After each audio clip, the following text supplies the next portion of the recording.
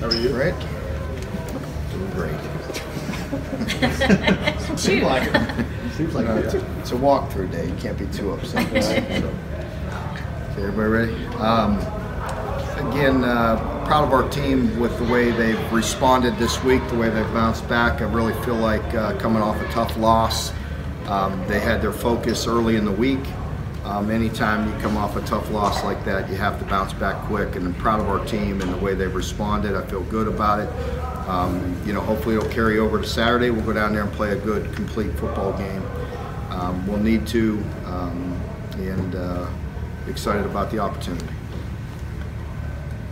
I think the defense, not going to get many points anyway this season. I think the last 3 games in the first half, they only allowed 3 points altogether. What do you think? What do you think is going to go into this really solid starts? Well, I think, Coach White and the defensive guys have been really focused and tuned in. We talked about fast starts. We all know the predicament we're in right now at quarterback and offensively, and so we have to, really play sharp and be on point from the beginning of the game. And I'm proud with the way they started. They played pretty solid, pretty hard all the way through. Last week, obviously, there's mistakes. There always are. But the guys are playing exceptionally hard, and if we do that, we always have an opportunity. Brad, talk to us a little bit about this being a last for several guys, seniors, the last SEC game, a lot of lasts coming up. You just want to talk about some of that?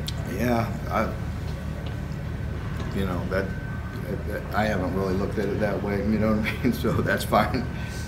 Brad's doing a great job, and he's getting them ready.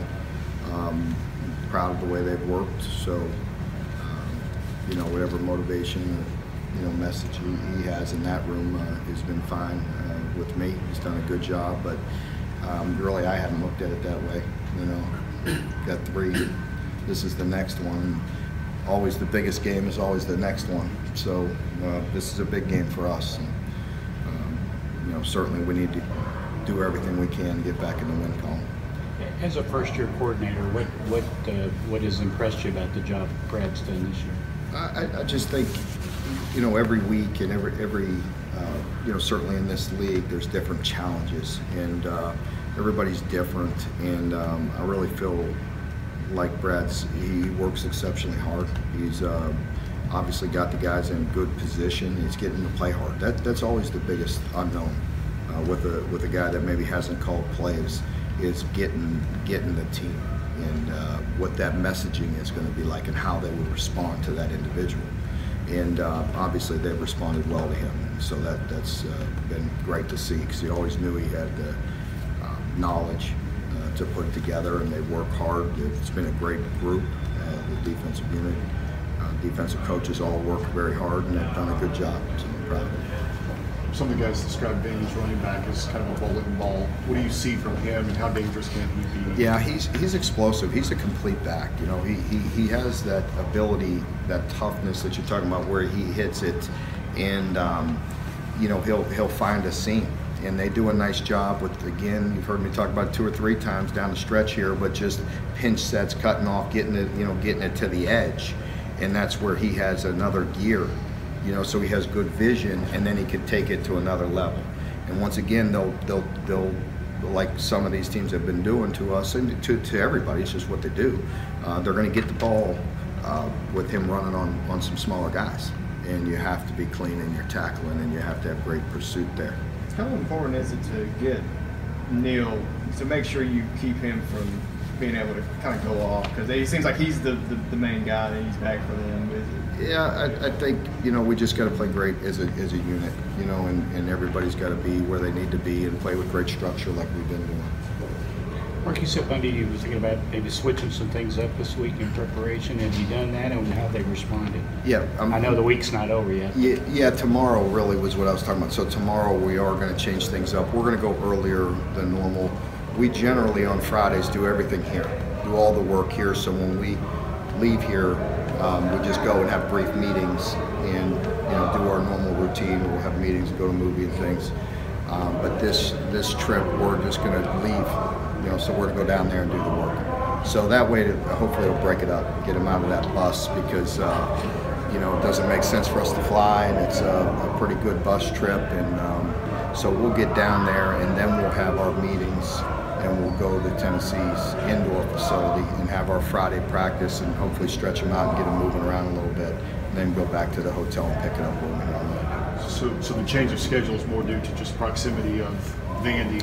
Yeah, it's just because of the bus ride, to be honest with you. You know, and again, you know, trial and error. I didn't like the last time we were in a similar situation, you know, with a long bus ride. We didn't play the way we wanted to, so hopefully this will help. Do teams do Any thoughts on walkthroughs at Len being stadiums nominated anymore? for the Horning Award? I think some teams maybe do, and if they They've don't kind do of walk, gotten away from that. yeah, I think a lot of teams have gotten away from that because of where you're staying. It's just more travel for your team. When you get to a location, some of us are staying in the SEC. Some teams you have to stay an hour away, or a half hour away, or 20 minutes. You know, and so I just think more and more teams are getting away from coming to the stadiums and certainly doing walkthrough. Everybody's paranoid. You don't want anybody up there filming you. You know, so. Yeah, that's been You know we would happen. never. But I think some teams come and walk the stadium and just get a look at it, and I think the feeling is there is, you know, so when they're walking into it, they had never been to the stadium, they saw it the day before and things of that nature. So there's some, you know, people do it differently. Yeah. Sorry. Len being nominated for the Horning Award, any thoughts on that? Proud of him. He should be. You know, he really should be. He's extremely versatile, extremely valuable to our program and our team, and deserving of any recognition that he gets, and we're proud of him and support him in that. He joked today on Twitter to message Coach Calipari that he still thinks he can hoop a little. Yeah. What do you think? How would he fare? And would you sign off on that, I guess? Give me a few more weeks here. And then we could loan him out for a few weeks and come back for the bowl. But there's probably no doubt. I mean, you see the competitive nature in him. I don't put anything past him. That's for sure. He's a true competitor, and you know, so he could probably help him a little bit. I don't know. Our guys are pretty good, but he can certainly get out there and mix it up in practice and help him out. That's for sure. You guys get out and scout a lot of basketball when you're recruiting these guys. But do you remember much seeing Len playing that? Yeah, some of those traits that. Yeah, attract just kind of like, you know, it carries over to right now. We never envisioned him playing quarterback here, maybe taking some direct snaps and having a package, you know, or wildcat package of things of that nature. But it's kind of like that. It kind of just doesn't surprise you that he can do what he's doing, you know, under center and you know, playing quarterback more than a few plays. In basketball, it's kind of the same thing. You just see him doing things. It's just so natural to him. You know, he's just explosive and natural, and he looks like he's out there running around effortless, but he's actually playing extremely hard. But some guys have that just smooth stride and just make things look easy. Realizing that every year is different, but you guys have had a lot of success recently against Vandy. So is there anything you can take from the last 3 years that applies to this game? No, I mean, I think you've seen it this year. I mean, you know, you could tell. You know, you watch enough games, you see this league.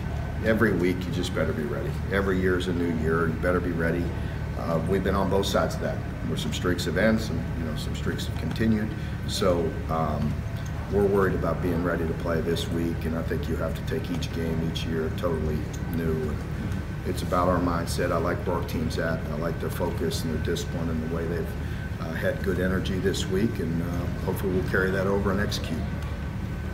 I really like Terry. He's off his crutches now. He's rehab still. Yeah, I was just joking with him up there. I saw him when we called him up at the end. I saw him. I was about yelling at him, telling him to run up. You know, but I didn't know what it was. But it's good to see him moving around and look much better, much more comfortable. Yeah. Where do you think that's the case that you not be able to do anything in the spring, or is it more that looking more like a fall timetable? I'll be honest with you. I'm worried about Vandy. I don't even know, to be honest with you. Really hadn't thought that much ahead. Just letting them get healed up. They'll inform me here as we get to the end of the season. You know, talk about season-ending, you know, surgeries and things like that. I'm sure guys will have to go under the knife and things like that. So we'll get the end of the year report here. I'll update you then. Okay. Cool. All right. Thank you.